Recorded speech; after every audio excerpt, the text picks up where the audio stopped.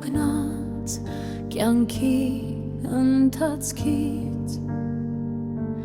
երբեմն անզոր մարդկանց արարքից դառնում ենք մի բուր փոթորկում ներսում երբ մեր ցավի մեջ մեզ էլ չեն լսում ու այ մարդիկ են թիկունքով կանգնում որոնց սեփական ձեռքով վեր հանել ցավի ժամանակ կիսել ենք վիշտը